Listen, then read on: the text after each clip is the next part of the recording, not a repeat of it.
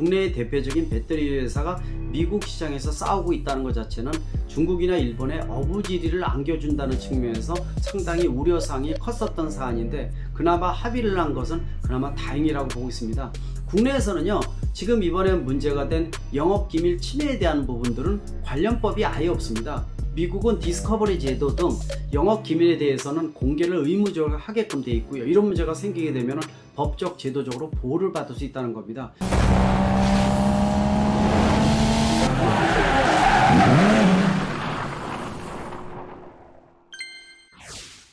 안녕하십니까. 김필수 자동차 연구소의 김필수입니다. 오늘 주제는요, 여러분들 알다시피 최근에 들어와서 가장 이슈화되고 화제가 됐던 내용이 바로 LG 에너지 솔루션과 SK 이노베이션의 합의라고 볼 수가 있습니다.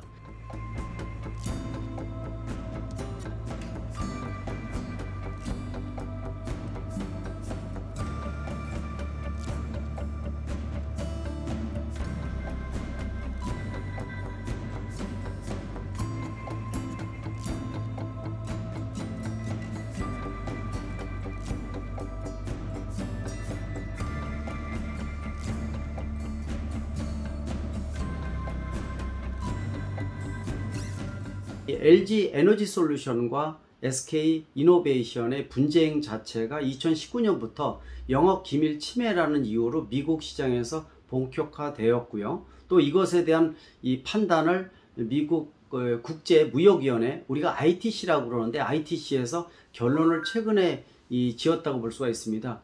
결론은 LG 에너지 솔루션의 승자라고 볼 수가 있겠죠. 이게 결정이 최종적으로 되면은 SK 이노베이션은 미국 시장에서 배터리 사업을 더 이상 할 수 없다는 뜻과 똑같습니다.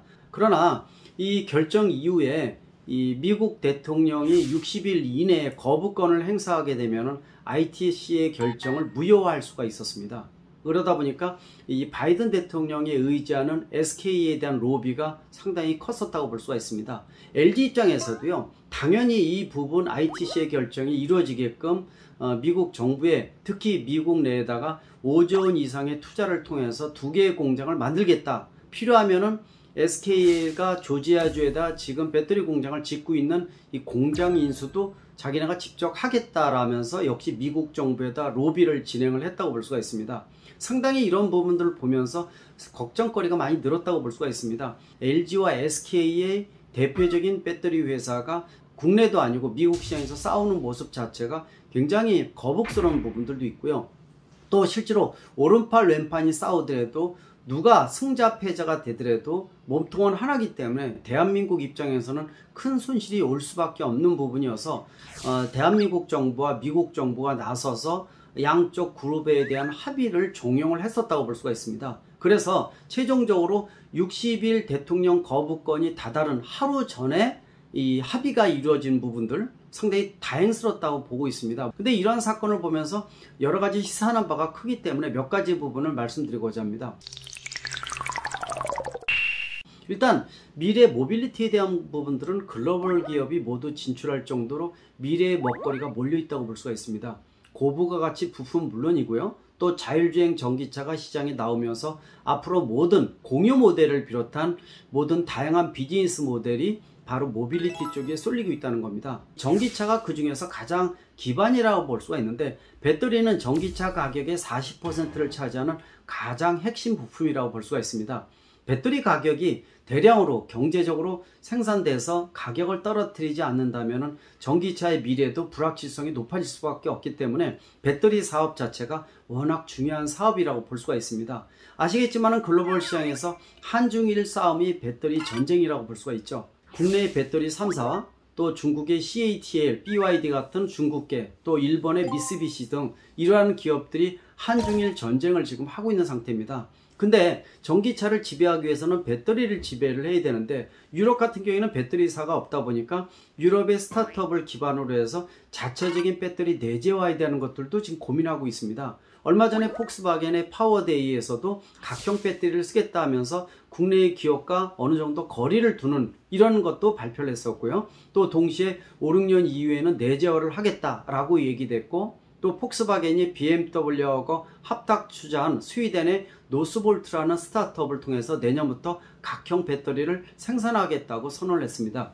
이런 내재화가 이루어지고 있고, 또 본격적으로 미래의 불확실성, 또 전고체 배터리 등 미래의 차세대 배터리 개발, 다양한 문제가 제시되는 상태에서 국내의 대표적인 배터리 회사가 미국 시장에서 싸우고 있다는 것 자체는 중국이나 일본에 어부지리를 안겨준다는 측면에서 상당히 우려사항이 컸었던 사안인데, 그나마 합의를 한 것은 그나마 다행이라고 보고 있습니다. 앞으로 이런 문제가 더 이상 발생하지 않게끔요, 정부가 또는 지자체가 적극적으로 나서서 중재라든지 또는 시너지 효과를 낼 수 있는 역할이 상당히 중요함을 강조할 수가 있습니다. 동시에 배터리사를 비롯한 제작사, 산학 연구관이 모여서 시너지를 내서 미래의 먹거리 확보나 일자리 창출을 하는 것은 기본적인 거라 볼 수가 있습니다.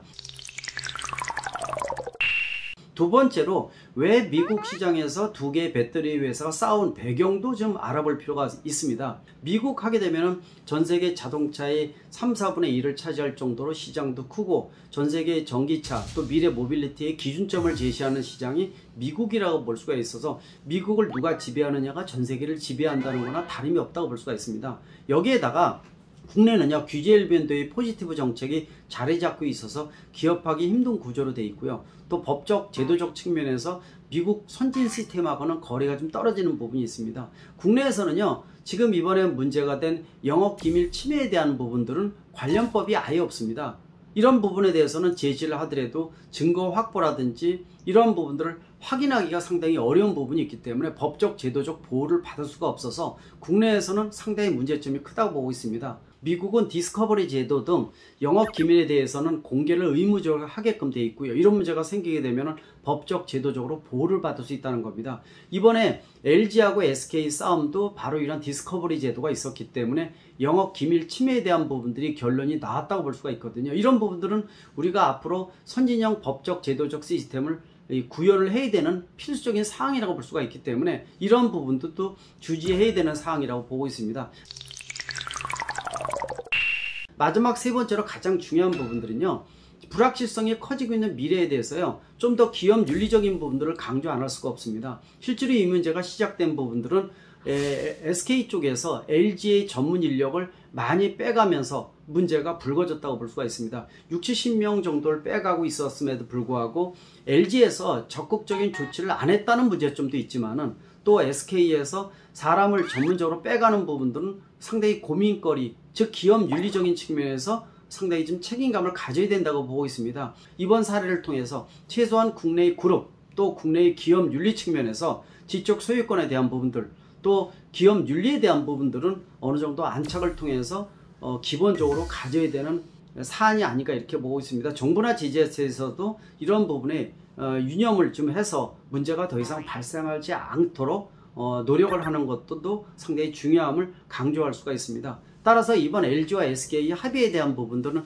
여러 가지 시사하는 바가 많은 만큼 정부가 미래 모빌리티 불확실성을 없애기 위한 작업 측면에서도 그렇고, 또 배터리의 중요성, 또 최근에 부족 현상을 느끼고 있는 차량용 반도체 문제점, 이런 여러 가지 부분들의 이 해결 방안을 볼 때 앞으로 더더욱 문제가 발생하지 않게끔 노력하는 부분이 더더욱 필요한 시점이 아닌가 이렇게 보고 있습니다. 고맙습니다.